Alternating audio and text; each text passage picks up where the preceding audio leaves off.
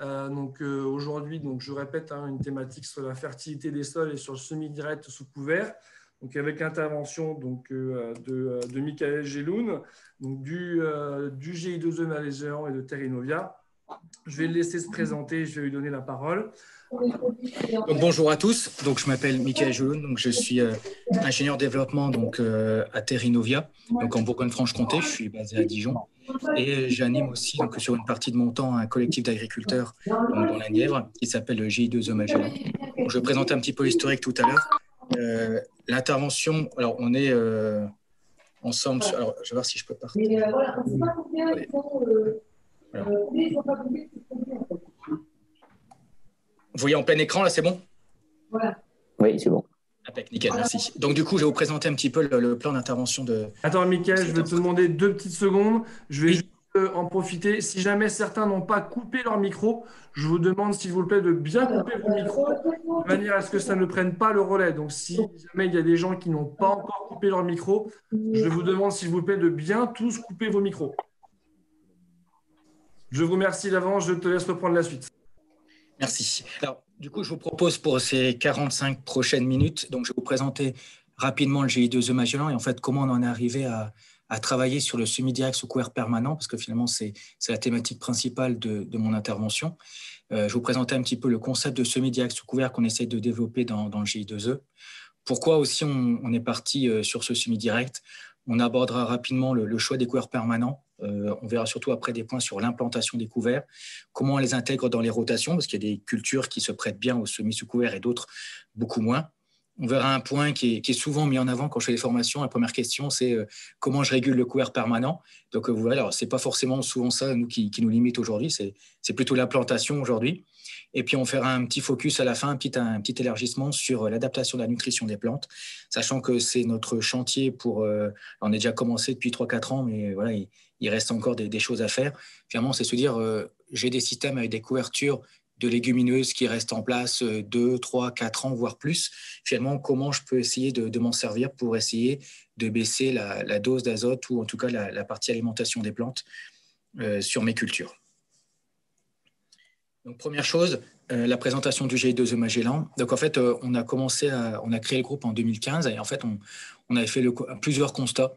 Le premier, c'était des problèmes de fertilité des sols, avec notamment des plafonnements de rendement dans pas mal de parcelles et puis des besoins en mécanisation qui augmentaient.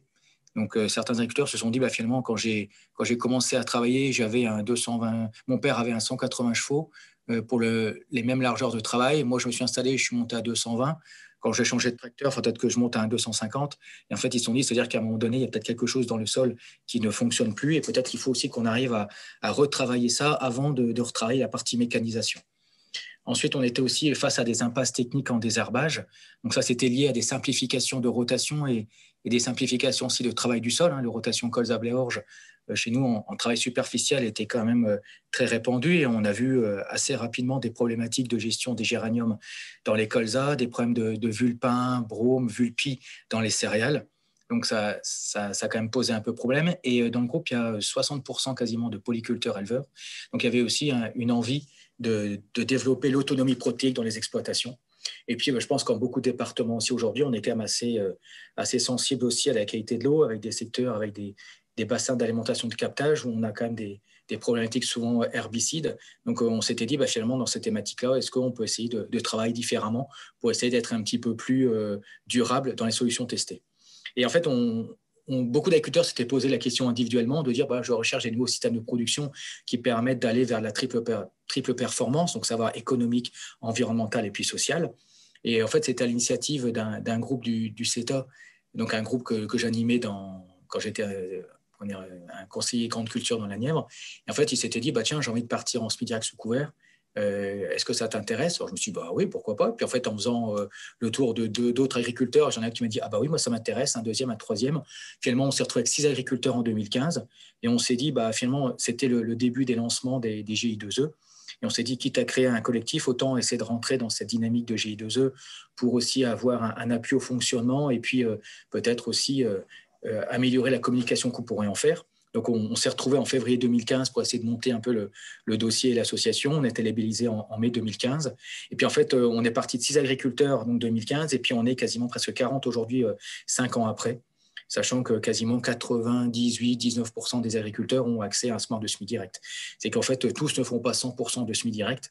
On veut tous tendre vers ça, et en fait, on essaye d'adapter les parcelles et les conduites pour tendre vers ça. Mais voilà, je pense qu'on est soumis aux mêmes conditions climatiques où des fois les conditions sèches et l'introduction de cultures de printemps fait que des fois on est un petit peu limité sur les possibilités de pouvoir faire du semis direct et notamment sous couvert. Donc voilà un peu la répartition pour ceux qui ne connaissent pas. Donc vous avez la Nièvre ici. J'essaie de mettre mon curseur, vous verrez mieux. Hop. On a la Nièvre et en fait vous avez la répartition des différents agriculteurs du groupe. Donc on a des polyculteurs, des céréaliers, et puis on commence à avoir quelques agriculteurs aussi en agriculture biologique qui viennent. Donc c'est des anciens membres du groupe qui sont partis en bio et qui finalement restent aussi dans le collectif en se disant finalement je vais essayer de transposer le maximum de leviers permettant d'améliorer ma fertilité des sols pour essayer d'améliorer mes systèmes en agriculture biologique. Donc, du coup, on commence à avoir justement des thématiques spécifiques aussi agriculture biologique. L'objectif du groupe, c'est vraiment se dire on veut retrouver de la rentabilité par l'agronomie. Ce n'est pas forcément avoir le maximum de vers de terre. C'est aussi se dire on veut que ces systèmes-là, à terme aussi, soient rentables. Donc, on part sur plusieurs principes. La régularisation des rendements. Alors, le déplafonnement, on sait très bien que c'est plutôt lié aux conditions de l'année, régularisé aux conditions de l'année. Donc, avec notamment, en créant beaucoup, on joue beaucoup sur essayer d'améliorer les conditions et la fertilité du milieu pour jouer sûrement sur cette régularité des rendements. Les choix de culture aussi et des associations de culture qui permettent justement d'être un petit peu plus robustes par rapport aux conditions de l'année. Le prix, malheureusement, on n'a pas trop d'impact, même si on essaie de trouver des filières avec des valeurs ajoutées ou des débouchés spécifiques. Ensuite, au niveau des charges opérationnelles, le groupe avait quand même déjà bien travaillé, puisqu'en fait, le groupe est issu de GDA CETA, qui était historiquement créé sur le département. Et puis, en fait, c'est les agriculteurs intéressés de ces groupes-là qui sont créés pour créer le GI2E. Donc, l'idée pour baisser les charges opérationnelles, c'est avoir notamment des sols vivants et des sols fertiles. On part du principe que des plantes bien alimentées seront moins sensibles aux insectes, aux ravageurs et aux aléas climatiques. On va aussi se focaliser sur les autres leviers, à savoir le choix variétal et la lutte agronomique, notamment via les dates de semis, les associations, les conditions d'implantation. Et puis aussi jouer sur les charges de mécanisation, avec donc, le semis sous couvert, avec l'économie de carburant, de temps, et puis aussi l'organisation de chantier ou le transfert de compétences entre agriculteurs du groupe pour essayer justement à la fin d'améliorer la marge directe. Et donc le concept qu'on essaye de développer, alors ça paraît un peu barbare comme ça, mais ça se lit quand même assez bien, on se base toujours sur les 3 piliers de l'agriculture de conservation, à savoir la couverture du sol, l'absence de travail du sol et la diversité de l'assolement. Le but de tout ça, c'est d'améliorer les qualités d'implantation. On verra tout à l'heure, avec la présence de couverts permanents, on arrive à tamponner la température du sol, on arrive à améliorer la structure du sol aussi. On essaye aussi, par l'intermédiaire de plantes avec des racines qui descendent en profondeur, je pense notamment à la luzerne, le lotier, pour essayer d'avoir des meilleures infiltrations, donc essayer d'améliorer justement la porosité du sol, augmenter la portance, et puis aussi pouvoir de temps en temps aussi avoir des remontées capillaires le long des racines pour aussi profiter un petit peu d'une meilleure ressource en eau. On essaye aussi de jouer sur le côté quand même biodiversité, en se disant à terme, on essaye d'avoir quand même un équilibre, notamment en essayant de ramener des auxiliaires. Alors, ce qui est compliqué quand on change comme ça de système et qu'on joue sur la biodiversité, et ce qui est très ingrat, c'est que le problème, c'est qu'en fait, la première qui revient, c'est la mauvaise. En fait, il vous revient des limaces, des mulots, d'autres ravageurs, avant que finalement la flore qui nous intéresse ne se réintroduise dans la parcelle. Donc, il faut quand même faire attention à ça, et c'est qu'il faut éviter de tout basculer rapidement en semis direct sous couvert, plutôt y aller progressivement et laisser le temps de cet équilibre, et puis surtout le temps aussi de se faire la technique. Donc, on va essayer d'avoir un système racinaire qui soit quand même assez puissant pour justement aider à la remobilisation des éléments, les apports de matière organique qui, eux, après, à terme, pourront, via l'activité biologique du sol, améliorer l'alimentation globale des cultures, avec notamment des libérations d'azote, mais pas uniquement. Jouer aussi sur la mycorhisation, à terme, essayer de limiter donc, les engrais.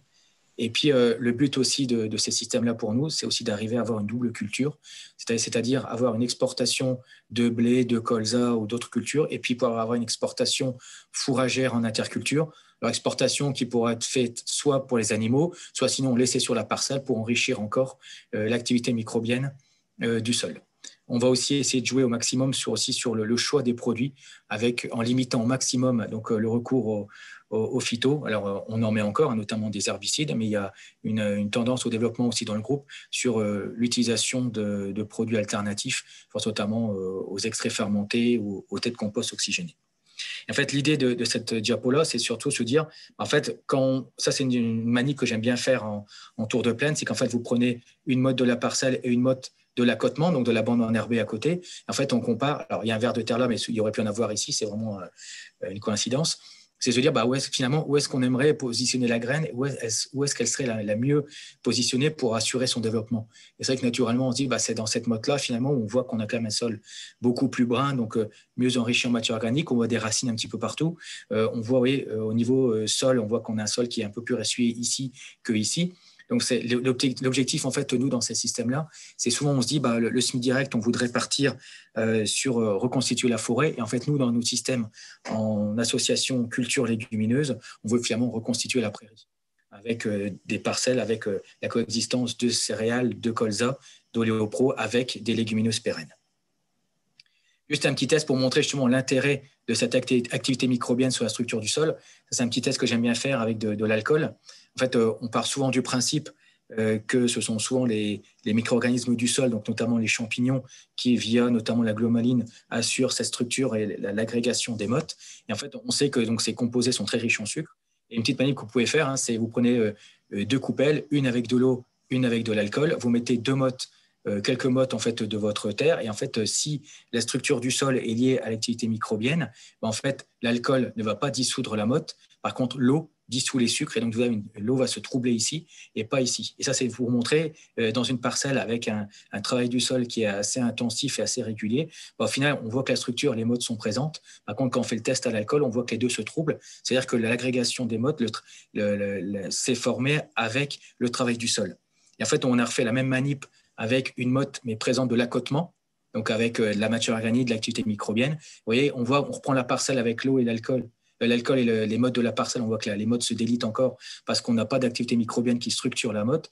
Donc, vous voyez, sur la motte de l'accotement, l'eau ne se trouble pas, les mottes restent en place. Ça montre bien que, voilà, en jouant sur le côté activité microbienne, on arrive aussi à augmenter la qualité structurale de la parcelle. Je vous montrerai tout à l'heure des photos, notamment sur des profils 3D.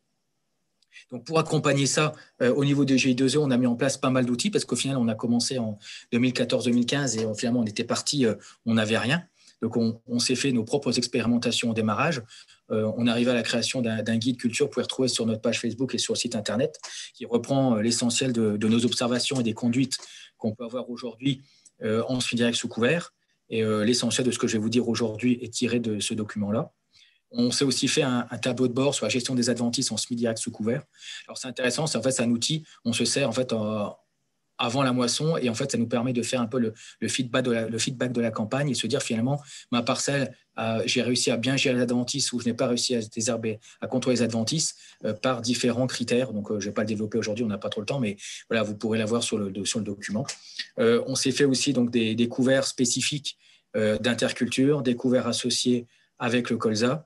On s'est fait jusqu'au bout aussi un petit tableur, je ne sais pas si certains connaissent, donc qui s'appelle Acacia, qui permet à la fois de pouvoir sécuriser et accompagner la construction de mélanges d'interculture, mais aussi des mélanges colza associés. Et puis 2 petits outils qu'on s'est créés cette année. Donc c'est un outil pour comprendre son analyse de sol. Je travaille de plus en plus aujourd'hui sur les équilibres chimiques du sol, en basant un peu sur les analyses, je ne sais pas si certains connaissent Kinsey et autres. Et donc, je me suis un petit tableur que je vais utiliser avec le groupe là, sur l'automne. On va essayer d'analyser justement toutes ces valeurs-là, rapport matière organique sur argile et équilibre minéraux. Et puis, un petit tableur aussi sur l'évaluation des systèmes de culture, notamment des échelles systèmes sur la répartition des temps de travail, des marges brutes, des consommations de phytosanitaires et aussi de biocontrôle et la durée de présence de couverture, notamment la couverture permanente.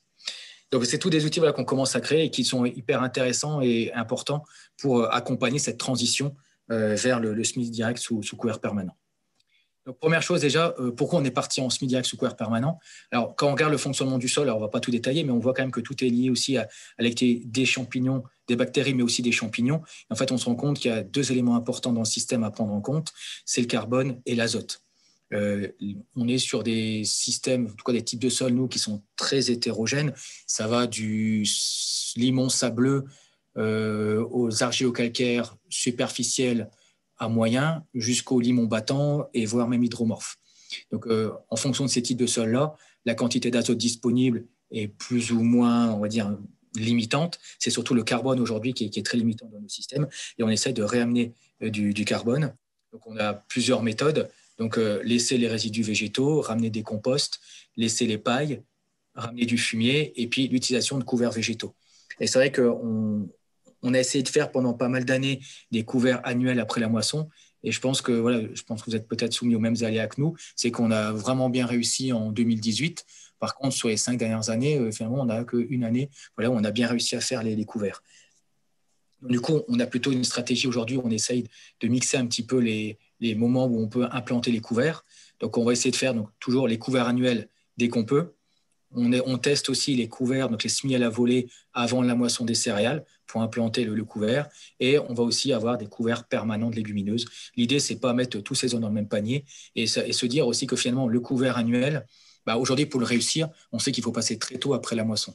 Vous attendez, en tout cas dans nos systèmes, sous nos types de sol et puis avec les conditions climatiques qu'on peut avoir, vous passez 2 jours après la moisson, finalement le sol s'est desséché et on a beaucoup moins de réussite. L'intérêt de partir sur ces 3 solutions d'implantation, finalement on se dit, on a une partie de semis à la volée, une partie de couvert permanent, finalement après la moisson, ça nous fait moins de surface à implanter avec le semoir et du coup potentiellement une fenêtre d'intervention beaucoup plus favorable au développement du couvert et pour pouvoir profiter d'humidité résiduelle.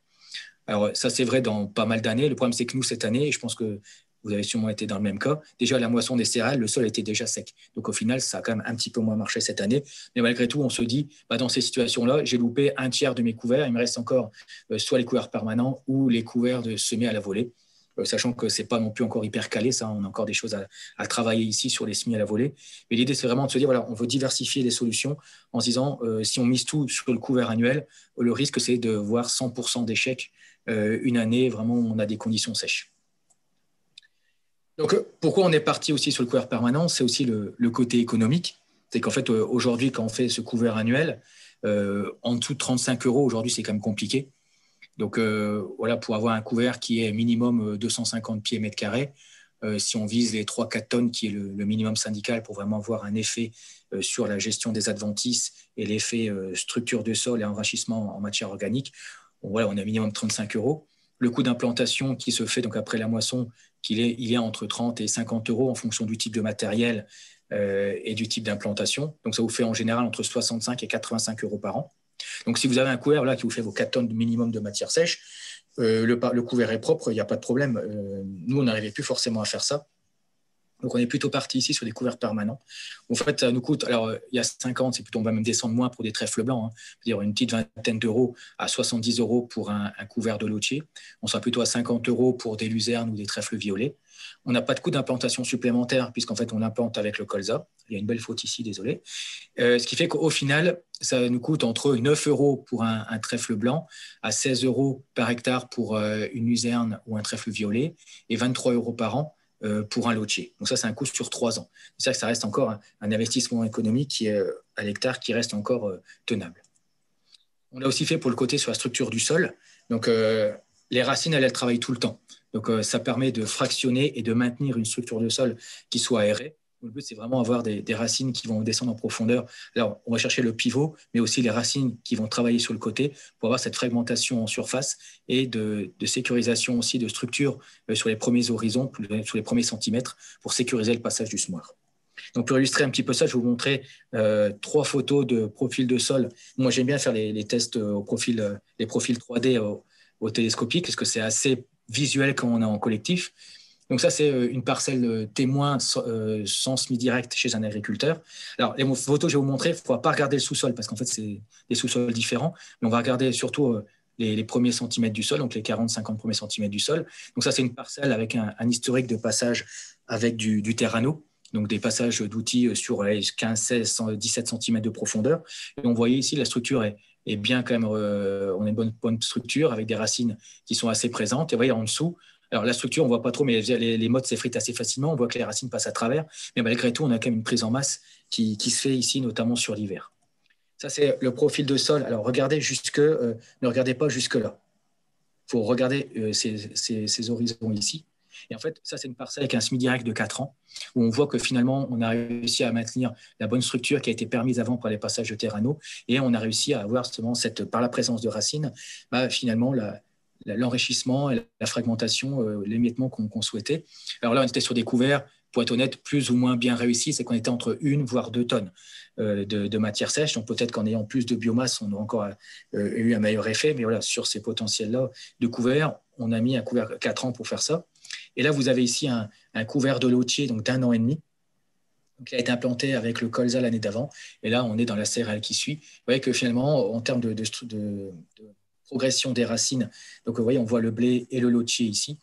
Et on voit que finalement, en 1 an et demi, on fait quasiment le même travail qu'en 3-4 ans de couverts moyennement réussis. C'est qu'on ferait des couverts à 7-8 tonnes. Peut-être qu'on arriverait à faire le même travail en moins de temps. Sous nos climats, avec les conditions qu'on a, on s'est dit aujourd'hui, avec un couvert permanent, on arrive quasiment à être 2 fois plus efficace avec un couvert permanent. Vous avez ici la photo d'un couvert avec de la luzerne de 6 ans. C'est vrai qu'on voit des racines partout. C'est quand même assez sympa, surtout quand on fait des profils. Et en termes de portance des sols, c'est vachement intéressant. Ça, c'est une première photo d'un des premiers essais qu'on a fait en 2014, donc un semis de blé dans un trèfle violet. Il était tombé 15 mm la veille. Et on s'est posé la question, on y va ou on n'y va pas. Puis au final, le semoir est passé dedans. Ça n'a pas marqué. Et au final, le blé a très bien réussi à faire sa vie là-dedans. Et il était au potentiel de la parcelle. L'autre intérêt aussi, c'est l'effet sur la température du sol. Donc ça, c'est des mesures qu'on a fait donc, en 2018. Donc mois de août, si vous vous souvenez, il a fait très très chaud. Là, vous avez une mesure à 11h30 où on est sur un sol nu à 41 degrés.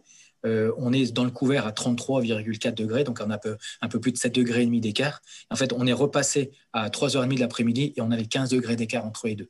Ça montre que le couvert a aussi un intérêt à la fois sur le maintien de l'humidité de la parcelle. Donc, ça évite aussi qu'on a trop d'évaporation. Et puis, c'est aussi intéressant pour favoriser, maintenir la vie biologique du sol. C'est vrai que là, quand on est à des températures qui montent à près de 45 ou 50 degrés, l'activité microbienne qui est dans les premiers centimètres du sol, elle a un petit peu plus de mal à se maintenir.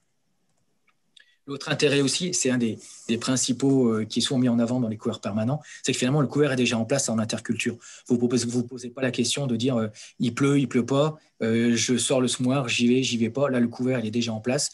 Dès qu'il y a un petit coup d'eau, c'est reparti. Et même en conditions sèches, là, vous avez ici la photo, donc le graphique de la Bourgogne. La Nièvre est ici. Et plus c'est rouge, plus c'est sec. C'est vrai que voilà, nous, on était une grosse partie du département l'année dernière et c'était encore le cas cette année. On était quand même très sec. Et malgré tout, on voit oui, ici, c'était une plateforme avec des comparaisons de couverts. On a une luzerne ici qui est une 2e année. Donc ici, on a l'interculture entre l'orge et le blé.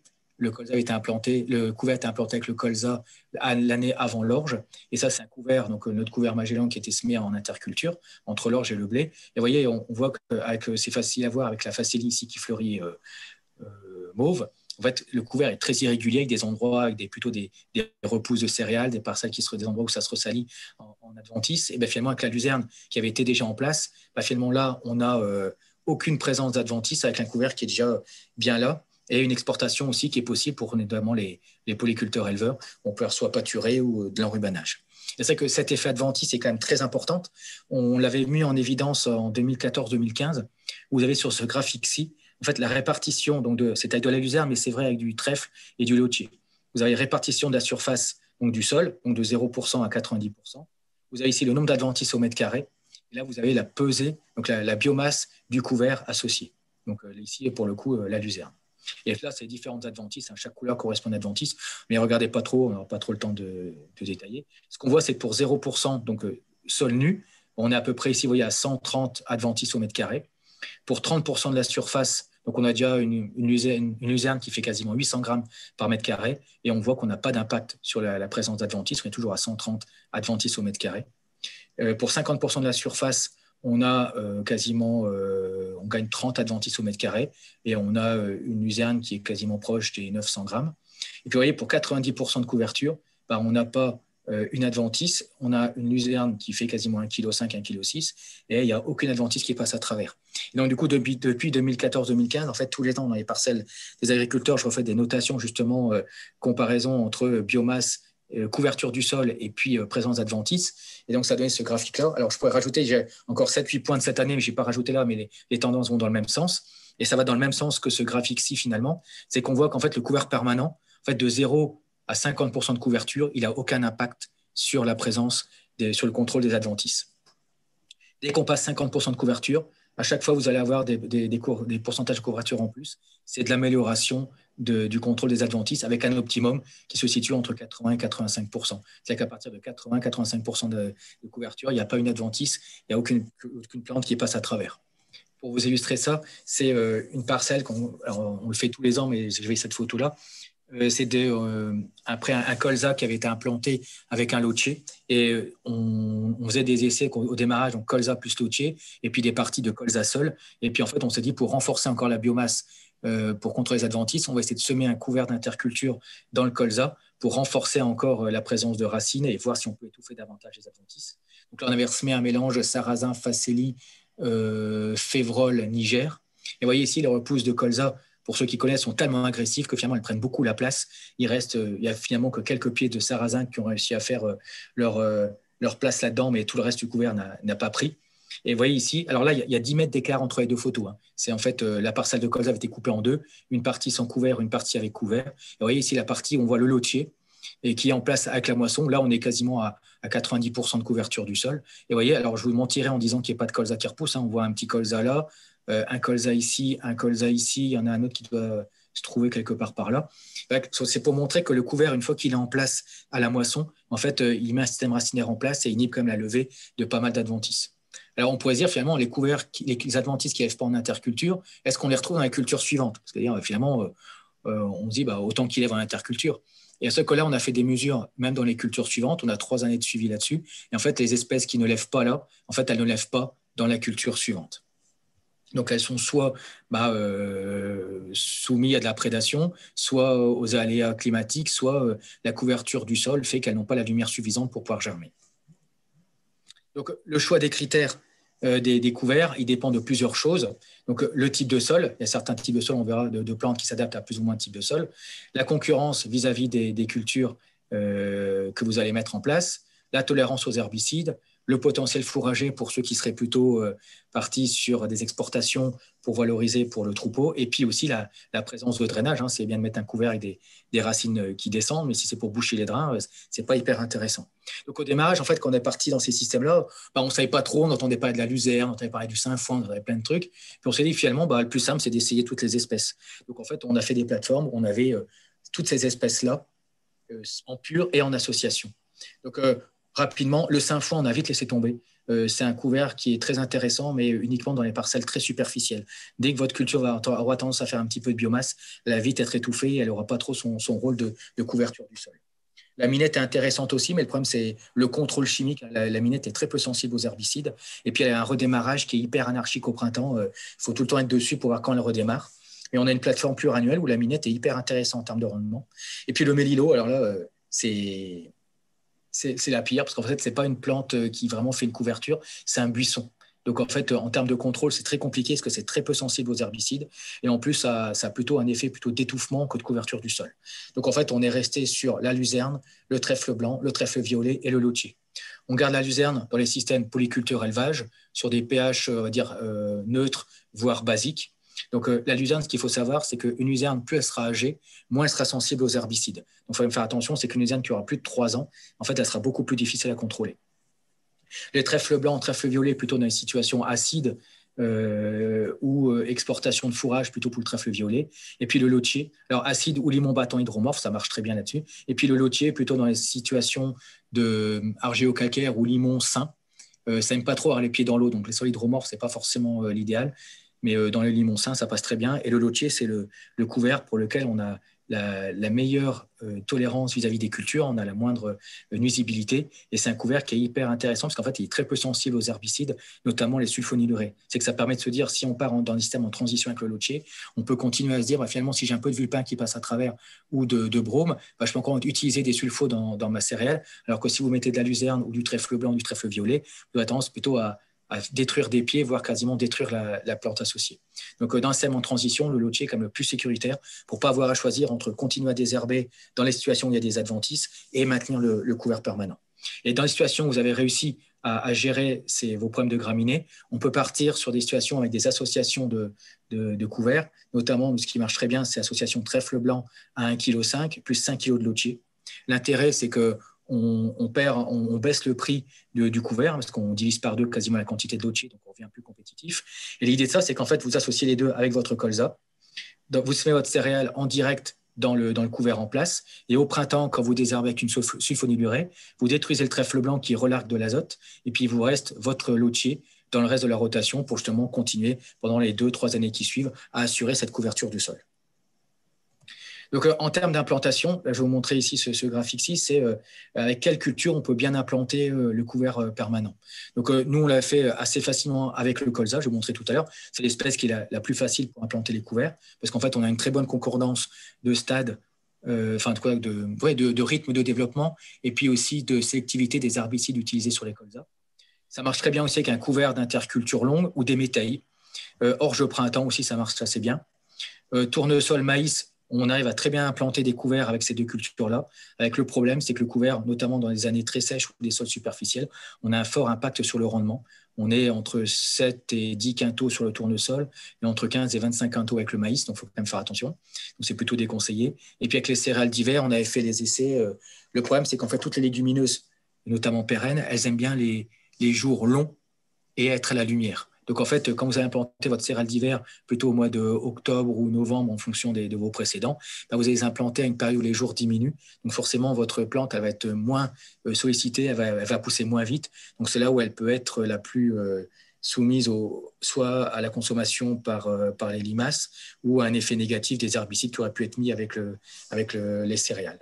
On a essayé aussi en sortie d'hiver au mois de mars, ça n'a jamais trop marché. Pour les mêmes raisons, c'est qu'en fait, vous allez implanter votre couvert au démarrage de la forte croissance de votre céréale. Vous allez lui mettre de l'azote, donc forcément, elle va pousser. Elle va refermer rapidement les rangs, donc il y aura moins de lumière qui va arriver au sol. Donc, du coup, ça va défavoriser l'implantation de votre couvert permanent. Ça marche très bien en système d'agriculture biologique, parce qu'on a des rangs qui se referment beaucoup plus tardivement. En système conventionnel, c'est plus compliqué.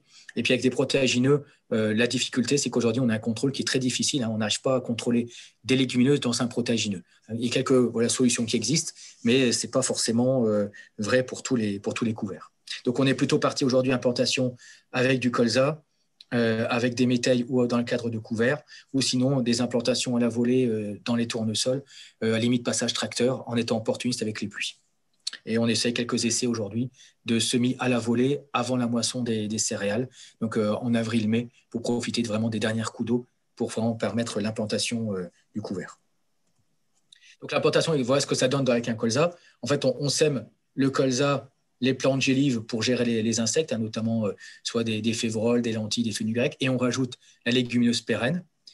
Ici, dans le cas ici, c'est un lotier. Vous avez donc le lotier qui se développe tranquillement dans le colza. Donc, en fait, il n'aura aucun impact sur le colza et sur la gestion des insectes aussi. Pour ça qu'on renforce, on n'oublie pas de mettre les plantes gélives avec.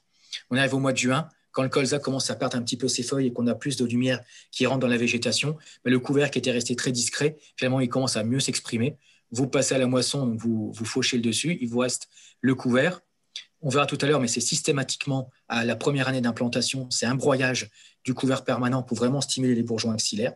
Vous arrivez en interculture avec votre couvert qui a une... Alors ça, c'est une photo de cette année, donc avec les conditions climatiques. Vous voyez, malgré tout, c'est quand même pas si mal que ça avec le sec qu'on a eu. Donc on a une couverture, et puis après, derrière, on sème le couvert, la culture en direct dans le couvert, en regardant vraiment pour avoir cette 85% de couverture ici, qui permet de bien limiter le contrôle des adventices dans la parcelle.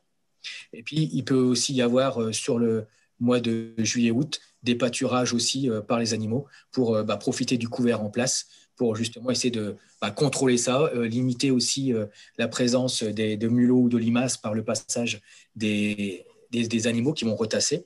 Et puis, on va aussi stimuler le lotier parce qu'il y aura une consommation par les animaux.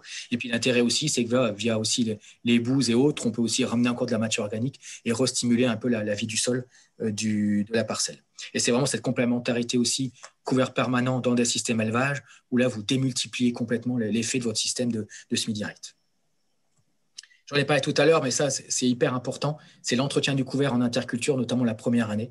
Donc, je ne sais pas si vous avez ici, c'est un broyage systématique en fait, du colza et du couvert en fin de première année. Ça a deux objectifs, stimuler les bourgeons axillaires et favoriser la présence des prédateurs de mulots. Vous avez ici l'impact donc, du broyage sur la couverture du sol. On voit qu'en broyé, on arrive ici à 75-80% de couverture, ce qui est on approche les quantités qu'on cherche. Donc ça, c'était en 2019, donc on a conditions d'été très sèches, et malgré tout, le broyage a permis de stimuler vraiment et d'augmenter la couverture du sol. Vous voyez, en non-broyage, on est à 30%.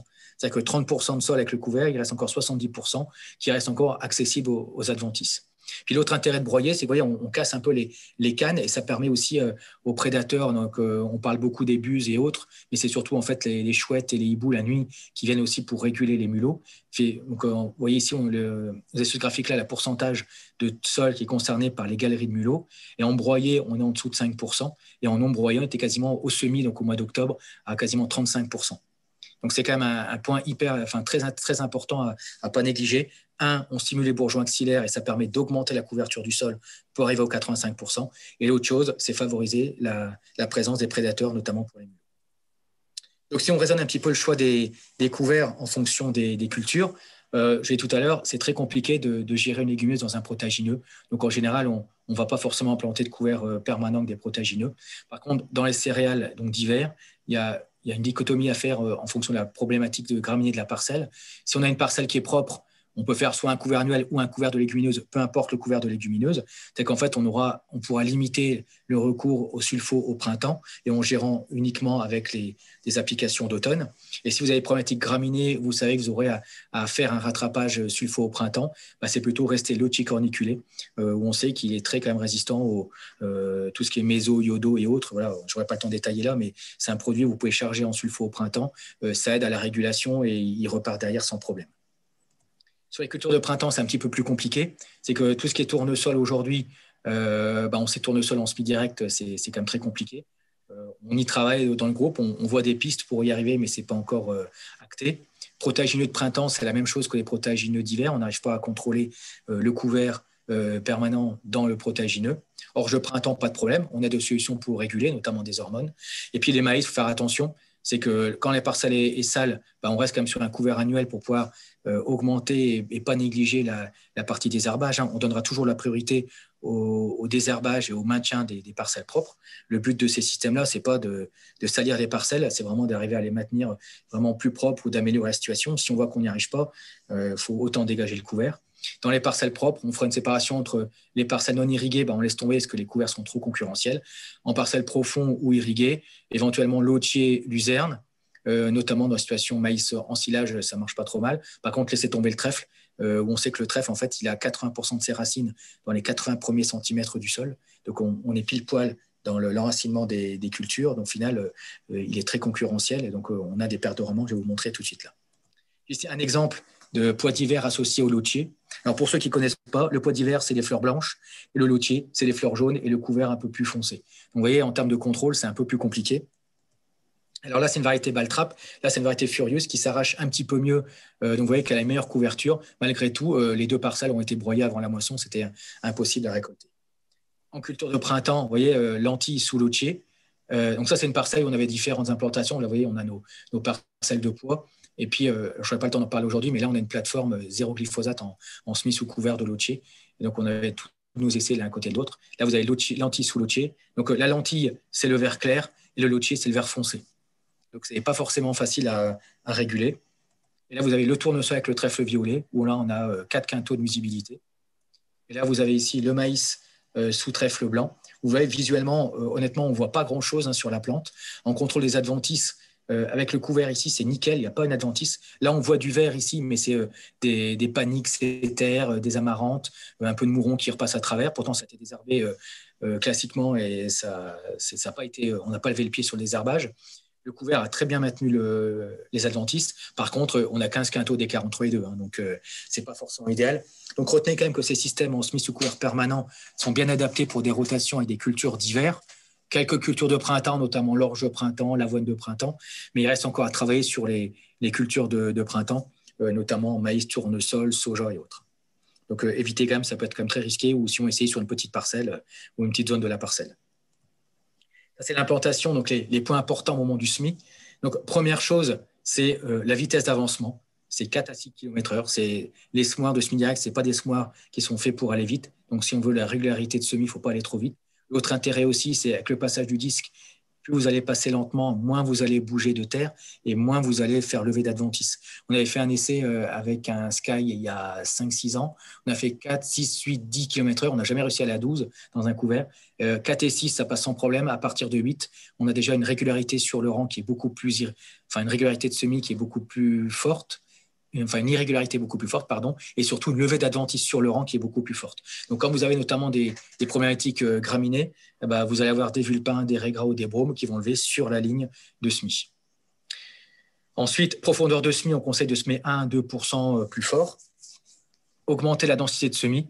Donc, moi, ici, sur le secteur, je suis plutôt, notamment pour des céréales, c'est sur des semis de début octobre, 300 grains, et puis monter, être à 350 grains à partir du 10 octobre, et on monte encore pour des semis plus tardifs. Les premières années, quand on va semer des plantes dans un couvert en place, on va essayer de compenser le manque de fertilité aussi, parce qu'on essaye de ramener de la fertilité, mais au démarrage, on ne l'a pas forcément. Et puis, il faut aider aussi la culture à faire sa place dans une plante qui est déjà en place et des racines déjà en place. Donc, dans ce cas-là, on conseille de mettre un peu d'engrais localisé. Donc, on reste dans les 10 unités réglementairement autorisées. Et honnêtement, ce n'est pas forcément l'azote qui est vraiment problématique, qui est nécessaire là, mais c'est vraiment le phosphore, 20 à 30 unités de phosphore, et aussi du soufre. On a vu une très bonne synergie phosphore et soufre en engrais localisé. Donc, la forme d'engrais aujourd'hui que moi j'utilise le plus, c'est donc les NPK, donc des 12, 27, 0,25 à 80 kg. On arrive à ces doses-là. Et même aujourd'hui, il y a une très bonne synergie phosphore-soufre. À l'extrême, un Super 18 aujourd'hui, qui est une association phosphore plus soufre. À l'automne, je ne sais pas forcément, au printemps, un 18-46 sera mieux. Mais à l'automne, un Super 18 sera assez intéressant aussi, un peu en dessous d'un 12-27 0,25, mais il peut encore trouver sa place. Donc en fait, un Super 18 à 120 kg ou 80 kg de 12-27 0,25. Le sens du semis aussi. Oui. Je me permets juste de te dire, il nous reste 2-3 minutes avant de prendre les questions. Ah oui, donc je vais avancer. Voilà. Le sens du semis, donc du coup, si on peut, c'est prendre un petit angle par rapport à l'ancien passage de semis parce que j'ai pas le temps de faire les régulations. Ouais. Le sens du semis, donc essaie de prendre un petit angle, et puis surtout le roulage, où en fait, on voit que c'est systématique pour vraiment bien refermer le sillon et limiter la présence des mulots, et puis des limaces surtout. Un point sur la régulation. Donc en fait, il y a quelques points qu'il faut faire attention, c'est notamment cet effet d'ombrage, notamment sur les cultures d'hiver. C'est qu'en fait, faut éviter que le couvert passe au-dessus du couvert, ou en tout cas arrive sur les premières feuilles, notamment des céréales. C'est intéressant pour nous en interculture parce qu'on arrive à avoir cette concurrence post-adventice. Par contre, il faut limiter le développement, notamment en sortie d'hiver, pour justement avoir ça. Quand on a ça, on a déjà 7-8 quintaux qui sont partis. Donc là, c'est un essai qu'on avait fait. Vous voyez qu'on a 7 quintaux entre un blé seul, un blé luzerne régulé et un blé luzerne non régulé. Donc on a 7 quintaux d'écart, et ça peut monter l'année dernière à 13 quintaux. Donc l'idée du développement, c'est vraiment avoir un couvert la première année qui se développe le plus lentement possible, fort développement d'interculture, et après on le calme dans le blé avec notamment des passages de régulateurs. Je vais juste préciser, c'est que le premier facteur de régulation du couvert, ça sera la biomasse de votre culture. C'est pour ça qu'aujourd'hui, j'ai de faire attention, c'est quand vous êtes en semis sous couvert permanent de légumineuses, la densité de semis est très importante. C'est aujourd'hui 300 grains sur, je dis, ça peut paraître important. Il faut au moins ça pour avoir de la biomasse en sortie d'hiver et avoir vraiment cette extinction lumineuse. On sait que quand on est en semis direct, on craint très peu l'averse, donc on peut densifier un petit peu le semis. Et puis après, on joue sur la régulation chimique pour compenser, finalement, à un moment donné, cette biomasse n'est plus suffisante. Mais en tout cas, elle est quand même assez importante, parce que vous voyez, ici, c'est un exemple d'un essai qu'on avait fait, c'est un essai malencontreux d'un agriculteur où il était avec un semoir, où il y avait une distribution, il était avec 750 en 6 mètres. Donc, en fait, il y avait un rang sur 2 qui était sur la rampe de devant et l'autre rang sur 2 qui était avec la rampe arrière. Il y a un souci au niveau de la fermeture du rang. Donc, il s'est retrouvé avec un passage de pluvé quasiment, avec un écartement de 32 cm et puis le reste de la parcelle à 16 cm. En fait, on voit dans une stratégie où on a eu 2 passages de régulateurs. Finalement, au final, pour une stratégie de régulation qui est quand même assez importante, on a eu 600 kg de lotier à l'épiaison, 1,2 kg ici dans la situation à grand écartement. Il faut quand même savoir que faut éviter d'avoir plus d'1 tonne de matière sèche. Alors, 1 tonne, moi, je n'arrive pas trop à savoir ce que c'est. Retenez, il ne faut pas que le couvert dépasse 10-15 cm de haut. Et vous voyez, ici, on a beau avoir un programme de régulation qui était quand même assez soutenu sur le lotier, bah, ça n'a pas empêché que sur des grands écartements, donc des situations où on avait peu de densité, de la lumière qui passait dans la végétation, bah, on avait quand même de la nuisibilité. Donc, n'oubliez pas quand même que c'est votre culture et la mode d'implantation qui permet quand même de contrôler quand même le couvert. Et puis, il y a aussi la dose d'azote. C'est que vous voyez ici les témoins 0 azote, la dose X-60, la dose X-30, la dose X et X plus 30. Fait que finalement, déjà, la X-30, on a quand même déjà bien contrôlé le couvert. Vous rajoutez le régulateur chimique. En final, on arrive quand même à bien contrôler les couverts.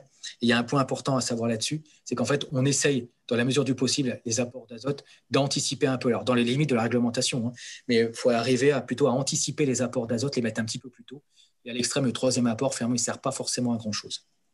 Donc, en termes de programme de régulation, pour faire simple, c'est qu'en fait, vous l'aurez sous le document, vous pouvez regarder, mais dès que le couvert commence à repartir, alors il y a une régulation, on a séparé par rapport aux différents types de couverts, les trèfles, les lotiers et les luzernes, parce qu'en fait, chaque couvert a un rythme de développement différent. Donc, le trèfle va plutôt repartir sur fin mars, début avril. Donc, la régulation qu'on peut avoir quand on sème du blé dans du trèfle, on peut être amené des fois à faire une régulation parce que voilà, on voit que le couvert il prend beaucoup de place. On a fait des essais régulés, non régulés. Même si des fois vous avez une feuille de moins de la céréale à l'automne, il y a très peu d'impact au printemps. Il y a une régulation qu'il ne faut pas louper, c'est la régulation à 2 nœuds ici. Il faut que courant montaison, à mi-montaison, le blé soit tout seul, on ne l'embête pas. Donc c'est souvent des passages avec des hormones. Hein. Autant un allié ici va mettre un petit peu de temps à marcher. Dès que vous avez de la température, il faut partir sur de l'hormone. À ce stade-là, il ne faut surtout pas partir sur de l'allié. Il va vous réguler votre couvert, hein, vous arrivez à diviser par 2 ou par 3 la biomasse. Par contre, en termes de hauteur, enfin de vitesse de régulation, ça va être beaucoup plus lent. Donc, il faut vraiment quasiment que le lendemain, votre couvert il soit retombé à 10-15 cm de haut. Donc, on sera plutôt sur un passage de Staran à 0,25 ou 0,15 de Pixaro, donc à 2 nœuds. Le lotier, pareil. Donc, le lotier, lui, il va perdre ses feuilles sur l'hiver. Donc, on n'aura pas besoin de faire de régulation d'automne. Vous voyez, en termes de stratégie herbicide, on peut continuer à faire des sulfos sur le lotier, alors que sur le trèfle, on va plutôt rester sur des dîmes ou des dennes. Donc, sachant que le den, aujourd'hui, sur des vulpins, c'est quand même pas exceptionnel. Donc, il y a plutôt intérêt à avoir des parcelles où on a géré nos problèmes de graminées. C'est pour ça que je vous disais, en situation de transition spinac sous couvert permanent, plutôt partez au démarrage sur du lotier pour continuer à avoir une sécurisation des produits qu'on peut utiliser. Donc, on va peut-être partir après en régulation sur du Staran à 0,3. Et puis après, sur de la luzerne, en fait, on va plutôt avoir une stratégie en 1 ou 2 passages. La luzerne peut être très concurrentielle. Donc, sur des luzernes jeunes, on pourra rester sur des taux ligands, donc des Staran à 0,25, en gardant systématiquement à 2 nœuds une intervention, éventuellement 1 nœud si on voit que la luzerne commence à repartir, donc si elle dépasse les 10-15 cm de haut. Et par contre, sur la luzerne qui a plus de 3 ans, elle sera beaucoup moins sensible aux herbicides. Là, on va sortir un petit peu des produits un peu plus agressifs. Ça peut être 0,15 de Pixaro et du Bofix à 1 litre pour vraiment essayer de la calmer. Michael, je te propose de conclure. On verra tout ça peut-être un petit peu plus en détail quand les participants pourront prendre le diaporama. Il nous reste un petit peu plus de 5 minutes. Oui. Je propose de faire une conclusion et puis qu'on puisse un petit peu ouvrir avec quelques questions avant de fermer la session. D'accord.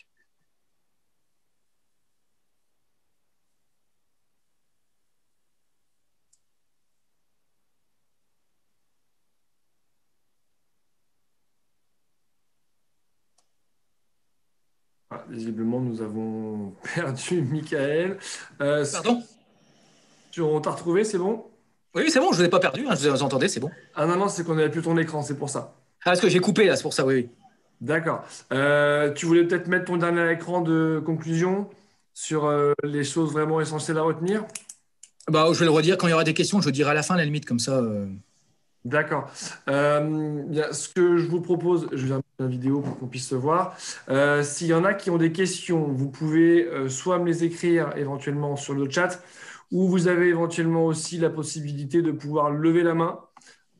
Donc, si jamais vous voulez prendre la parole, ou s'il y en a qui veulent tout simplement réagir un petit peu. Donc là, je ne sais pas s'il y en a qui peuvent me voir. Hop. S'il y en a qui souhaitent prendre la parole, s'il y en a qui peuvent mettre éventuellement un message. Donc, on a sur une question donc sur le chat, le mélilo peut-il malgré tout être utilisé pour les problèmes de mulot? Et si oui, certainement à quelle quantité? Je sais pas. Ouais, alors on a testé aussi les mélilos à 2 kg dans des colzas et autres. Honnêtement, on n'a jamais rien vu. Et ce qui m'a achevé, c'est que j'ai déjà fait des formations je mets chez des groupes d'agriculteurs et j'avais un producteur de mélilo dans la salle qui me disait j'ai des problèmes de mulot dans mes mélilos. En fait, pour que ça marche, il faut qu'en fait le mulot il emmène de mélilo dans ses galeries, parce qu'en fait, c'est le produit que c'est volatile. Donc, je ne dis pas qu'il n'existe pas des mulots suicidaires dans la campagne, mais des mulots qui vont emmener des morceaux de mélilo dans ces galeries et puis se faire intoxiquer. Mais on a fait 2 ans d'essai, moi, je n'ai jamais rien vu. D'accord. Bon. Si certains ont tenté en efficacité, je suis preneur, mais moi, depuis le temps que je tourne, je vois des groupes d'agriculteurs, j'en ai aucun qui m'a dit que ça marche. D'accord. Des questions sur les précautions éventuellement à avoir sur les sols drainés. Je pense que c'est plutôt sur la partie racine. Oui, plutôt partir sur des trèfles blancs, trèfles violets. Et c'est sûr, pas la luzerne. Et on est en train de regarder aujourd'hui pour le lotier. Parce qu'en fait, la luzerne, ce qui est embêtant, c'est qu'on est sur une grosse racine. Le lotier, on est sur en termes d'enracinement, le lotier peut descendre la luzerne quasiment jusqu'à 2 mètres. Par contre, on est sur une racine beaucoup plus fine. Donc, on espère qu'il y a moins de problèmes en drainage. Aujourd'hui, par précaution, restez plutôt trèfle blanc ou trèfle violet. D'accord. Je pense que la question pouvait éventuellement se poser aussi sur la partie racine. Est-ce qu'il y a un risque de voir des racines alors, nous, on a des sols quand même ici. Hydromorphes, c'est vrai que les trèfles violets, on les a beaucoup travaillés en Touraine sur des sols non drainés, par exemple, ça marche super bien. Mais là, tu nous disais qu'il y avait des racines qui pouvaient descendre jusqu'à 80 cm. Peut-être est-ce que vous avez vu des choses sur des répercussions sur les drainages? Oui, avec la luzerne. La luzerne, il faut surtout éviter. Par contre, trèfle blanc, trèfle violet, ça ne pose pas de problème. Et après, c'est surtout les lotiers qu'on travaille en ce moment, on essaye de voir. Parce qu'en fait, on est sur une racine qui est très fine. Donc, à voir si ça ne peut pas avoir un impact. Mais aujourd'hui, je ne peux pas forcément vous répondre. Je n'ai pas beaucoup de volontaires dans le groupe qui est prêt à tester du lotier en se disant si jamais ça ne marche pas, je passe l'hiver pour déboucher les drains. D'accord. Des kamikazes là-dessus. Je ne sais pas s'il y en a qui ont d'autres questions sur le chat. Moi, je n'ai pas vu de réaction. Moi, j'avais une question. Est-ce que là, vous avez quand même différents types de sols? Attends, je vais peut-être même te remettre ta vidéo. Vous avez quand même différents types de sols donc là, dans votre région. Est-ce que vous avez vu des vitesses d'évolution un peu différentes sur l'effet du couvert permanent en fonction du type de sol? Tu montrais des photos de couvert permanent, notamment en limon, hein. Bon, on avait vu un petit peu plus d'argilo-calcaire sur de la luzerne, mais est-ce que vous avez vu des vitesses de réponse un peu différentes en fonction des types de sols sur l'effet du couvert permanent? Tu veux dire des vitesses d'installation du couvert? Non, pas tant l'installation, mais plutôt des vitesses d'effet bénéfique sur le sol. Est-ce que vous avez des réponses un peu plus longues ou des types de sols où il y a eu un petit peu plus de temps, même si la situation était bonne au départ, un peu plus de temps de voir les effets bénéfiques sur la structure ou la partie ou d'autres effets sur le sol avec le couvert permanent? Ce qu'on voit, c'est qu'en fait, c'est surtout avec les racines, les plantes avec des racines qui descendent, luzerne, lotier, on voit le meilleur, le plus rapidement les effets sur la structure, notamment en profondeur. Par contre, que ce soit toi-même sur des trèfles, même en 2e année, on voit déjà un effet positif. Donc, après, c'est surtout sur le côté libération d'azote dans le milieu. En fait, ce qu'il faut savoir, c'est que ce système-là, en fait, on sait qu'au démarrage, la plante, elle ne relargue pas d'azote. Vraiment à partir de la 2e année en trèfle blanc où on peut économiser de l'azote.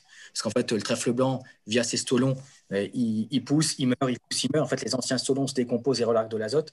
Par contre, sur luzerne, notier, j'ai même trèfle violet, il faut plutôt attendre la 3e année pour vraiment avoir un effet.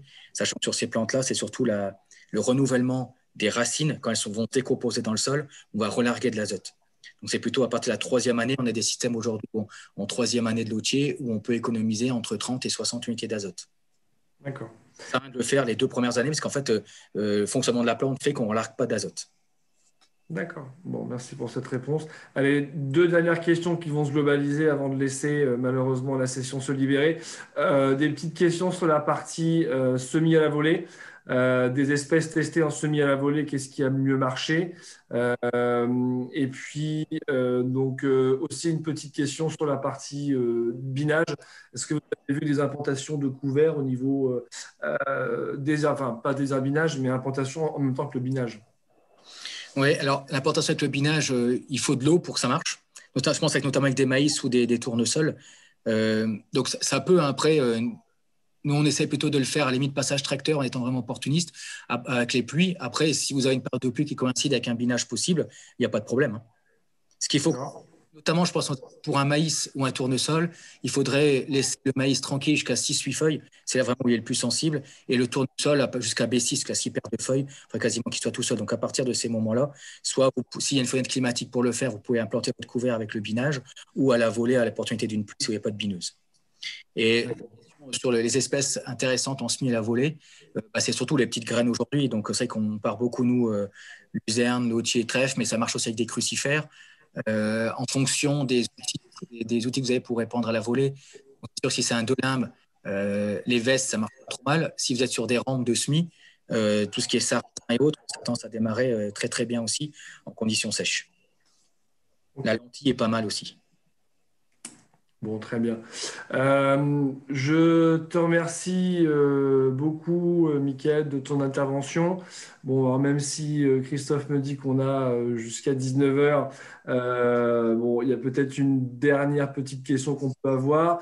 Il y avait une question sur la partie taux de matière organique sur les sols très calcaires. Comment est-ce que la dynamique de minéralisation de ces sols se voit sur la partie couvert permanent? Donc, en gros, est-ce que vous voyez des choses différentes au niveau aussi de l'évolution du couvert permanent sur les sols très calcaires? Et est-ce que vous avez des projets de valorisation du carbone au niveau du groupe? Je te laisse finir sur ces deux questions-là. La partie évolution du taux de matière organique, c'est vrai qu'on a vu, alors les systèmes les plus anciens aujourd'hui, ils ont 6 ans. Ouais, ça, 6 ans de couverture permanente. Alors, taux de matière organique sur des sols calcaires, nous aujourd'hui, on a quand même des taux à la base qui étaient quand même de 3-4%. C'est plus compliqué d'augmenter le taux de matière organique quand tu es sur les taux de 3-4%. Malgré tout, on voit quand même qu'avec des racines qui fonctionnent tout le temps et surtout un maintien de l'activité microbienne, en fait, on se rend compte qu'on a une libération d'azote, notamment sur le printemps, qui est beaucoup plus intéressante. En fait, on se rend compte, notamment dans nos essais courbes de réponse à l'azote, notamment dans les témoins zéro azote. En fait, on a des témoins qui restent en place pendant 3-4 ans et on voit qu'au fur et à mesure, finalement, l'écart entre les modalités avec le témoin, il y a tendance un petit peu à se réduire aussi. Donc, par contre, ça reste quand même toujours que du posteriori, parce que finalement, aujourd'hui, on n'arrive pas trop à estimer ça. On en discutait quand c'est au téléphone pour préparer la réunion. Le jour où on arrivera à avoir une mesure d'INN en temps réel, on va réussir à démultiplier l'intérêt de ces systèmes-là. Mais aujourd'hui, la dynamique de libération, malheureusement, elle n'est pas forcément liée qu'au taux de matière organique et au couvert. Elle est aussi surtout liée aux conditions climatiques de l'année. Et en fait, en fonction des années, on a des étés qui sont de plus en plus secs aussi. Et toi, j'avais notamment un essai courbe de réponse dans une orge d'hiver cette année sur une 3e année de couvert permanent. Finalement, la dose X était la dose optimale parce qu'on a une condition très sèche sur le printemps. Du coup, on a une minéralisation et finalement, il ne fallait pas baisser la dose dans ces systèmes-là. Et projet de valorisation du carbone, on est un peu comme tout le monde. On est en train de suivre un peu ça et on est en train d'être un peu proactif où on a monté, nous, un petit groupe interne, enfin un sous-groupe du GI2E pour bosser ces thématiques de valorisation des carbones en essayant de valoriser sur une filière locale le carbone. Donc, alors bien sûr, on reste proche des projets qui se montent au niveau national ou autre, type Soleil Capital pour ceux qui ont entendu parler ou autre. Après, l'idée, c'est d'arriver à valoriser sur du local parce qu'on se rend compte qu'on arrive plus facilement à récupérer des crédits carbone en allant directement voir les entreprises. Avec une difficulté aujourd'hui, c'est que les agriculteurs comme nous, de 40, finalement, ça n'intéresse pas beaucoup de monde parce qu'on est sur des projets, sur des petits projets. Donc, il faudrait. Alors, peut-être que ça va se débloquer à terme, mais voilà, on a ça en ligne de mire quand même et c'est un des projets qu'on travaille. Ok, bon. Je te remercie beaucoup. On va faire quand même place au niveau de la plateforme et on va respecter le format et la durée. Donc, merci beaucoup de ton intervention. Merci. Merci beaucoup de nous avoir présenté ça.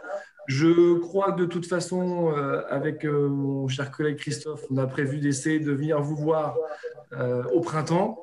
Donc, je pense que si ça a donné des idées, des envies, n'oubliez pas que dans les groupes ou avec vos conseillers, on essaiera de pouvoir planifier un petit peu ça ensemble.